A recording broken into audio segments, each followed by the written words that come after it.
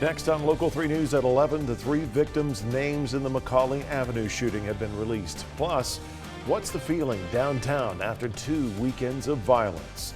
Local 3 News at 11 starts now.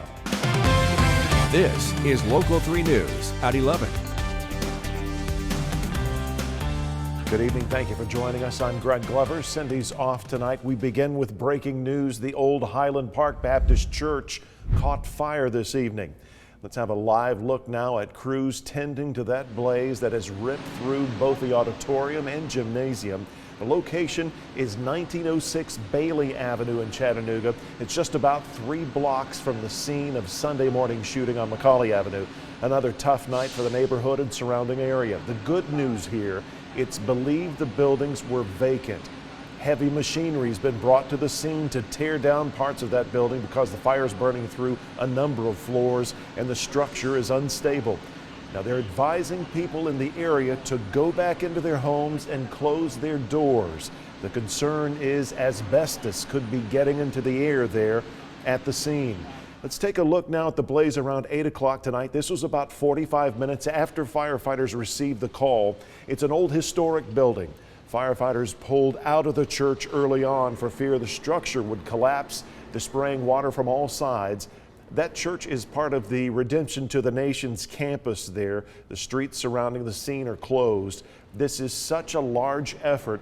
Mutual aid partners from around the region are filling local fire halls as Chattanooga crews work the blaze. They'll work through the night. The cause here will be investigated. We'll keep you up to date. Greg Glover talks about the new District 11. Greg? Well, those 2 new districts are the result of population growth and redistricting. The 11th is in southwestern part of Hamilton County, bordering Marion County and the state line. The 2 Democrats running are native Chattanoogans and longtime members of the community.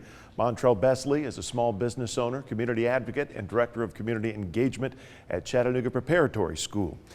Sean Nix is a social studies teacher. He's worked with the local NAACP and local and state campaigns.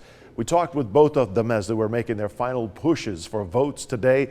We asked what they'd say to motivate anyone who hasn't already been to the polls. Today is the day. And it's time for us to stop talking past each other and start talking to each other. The winner tonight will face former District 6 Commissioner Joe Graham in the general election. And one more note, a 3rd Democrat, Molly Blankenship, withdrew from the race last month, but her name still appears on that District 11 ballot. Cindy? Greg, thank you. A pastor in Nashville expects more of her members will be armed on Sunday. This in the wake of mass shootings over the weekend. A gunman killed 10 people and injured 3 others at a grocery store in Buffalo, New York on Saturday.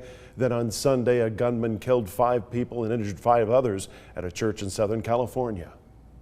There'd be some sassy sisters sitting there holding their babies and making sure they got enough bullets.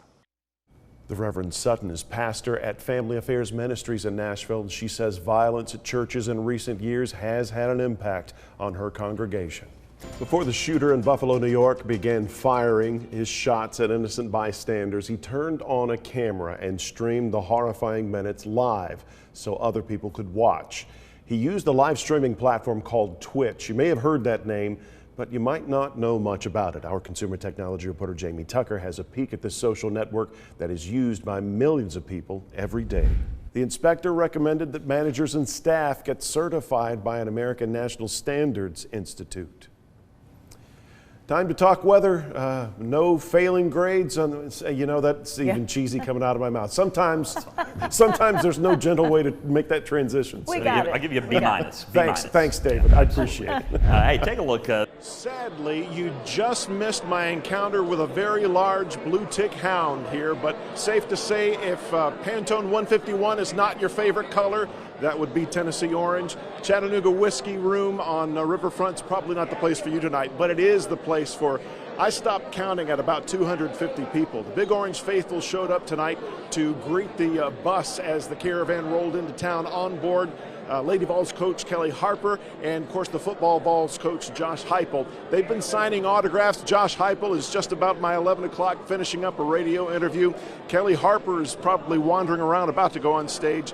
Bob Kessling, the voice of the Vols, is here as well, and he'll probably kick things off when they get started in just a few minutes. And with any luck, you are ending your Friday night either in the warmth and comfort of your bed or at least in your living room. So we wanted to start the show outside tonight to give you a feel of what it's like as the winter storm is moving in. We've been following it all day. I'll just step out of the way and allow Taylor to show you the look here in North Chattanooga.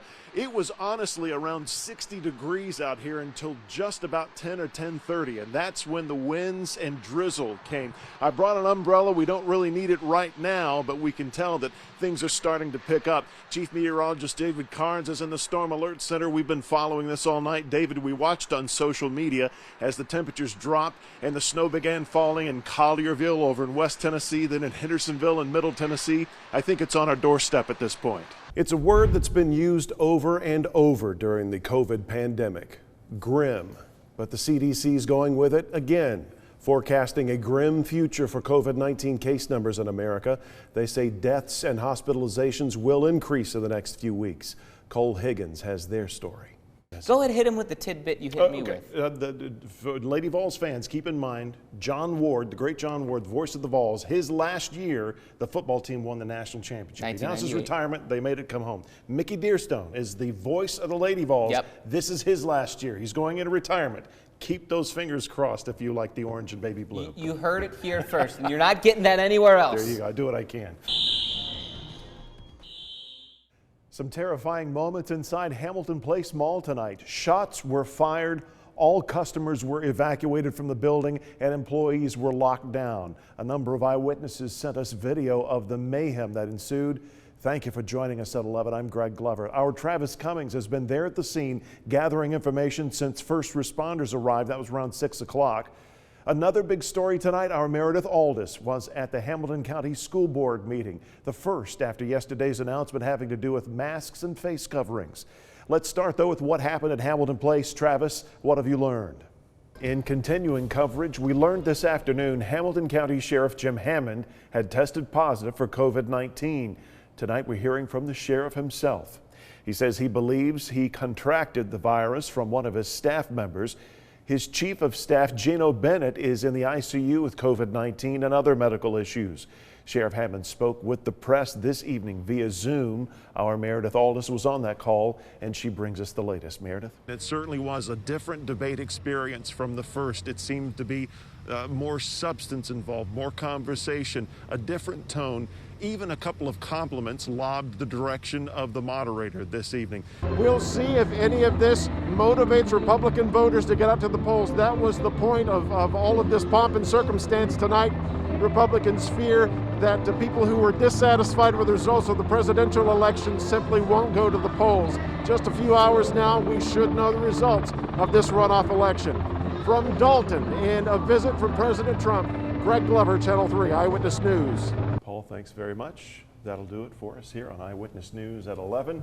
We end with a shot I like to call our placebo shot, assuring you we are indeed keeping our social distance. Yes, we are. We're going to retire that word come December 31st, I hope. Lord willing.